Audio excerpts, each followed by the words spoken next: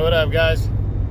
Coming to you today with another What's Next. This one's on the newly crowned WBC heavyweight champion of the world, Tyson Fury.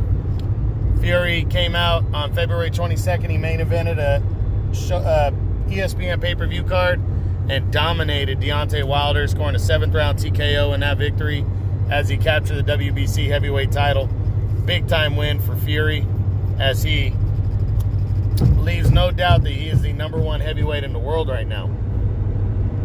So now the big question is, what's next for Tyson Fury? Well, we already know that Deontay Wilder is going to exercise the rematch clause, and these guys are going to fight for a third time. Now, that's pretty concrete, but let's take a look, run through the top 10 just in case that fight were to fall through, the third fight. So let's take a look at who he could fight. Now, Tyson Fury is my #1 right now in the heavyweight division, no doubt. So let's go and run through the top 10 and see who he could fight. We start with #2, unified champion, Anthony Joshua. Well, if Fury, for some reason, doesn't fight Deontay Wilder a third time, I absolutely think the Joshua fight is possible. These two sides could come together for sure and make this fight happen. That'd be ESPN working with DAZN. I don't think either side would have a problem with making the fight, and it could be huge. So, will it happen? Not likely because of the Wilder situation, and honestly think the negotiations might fall apart. But I'm trying to stay positive and think that they're at a point. Becoming or declaring an undisputed champion is very important, and I think it's something they both want. So I think it is possible if the Wilder fight falls through. Next at #3 is the former heavyweight champion, Deontay Wilder. A third fight is going to happen almost for sure, so expect that. #4 is Andy Ruiz Jr. Could Fury face him? Andy Ruiz looks like he's going to take lesser opposition.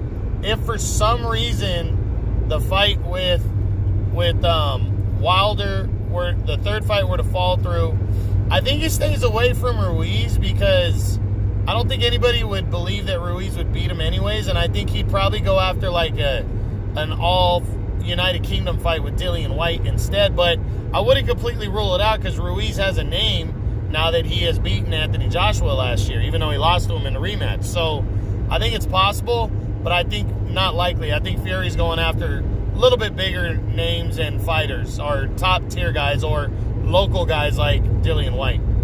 #5 is Luis Ortiz. There'd be no point. This would be a high-risk fight right here for Fury, especially since he beat the guy that beat Ruiz twice, that knocked him out twice. He stopped Wilder. It wouldn't make sense. It'd be a high-risk fight. I don't see Fury facing Ortiz.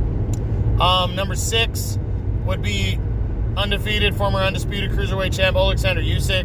This fight wouldn't happen next. Usyk is lining up for a WBO title fight in the second half of the year. He's likely going to face Derek Chisora in the first half of the year, so I don't see these two locking horns next. Next at #7 is Dillian White, the WBC interim champion. Now, White is guaranteed a WBC title fight before February of next year, 2021. So I think this fight could happen if Fury and Wilder fall apart, the third fight. So yeah, I could see these two guys locking horns. It'd be a local fight. They probably could make the fight right there in the United Kingdom, and it would fucking sell great over there, and it really would sell worldwide because Dillian White is considered to be a good heavyweight contender right now. So yeah, I could see this fight happening if Wilder Fury 3 fell apart. So we'll see. #8 is former WBO champion Joseph Parker.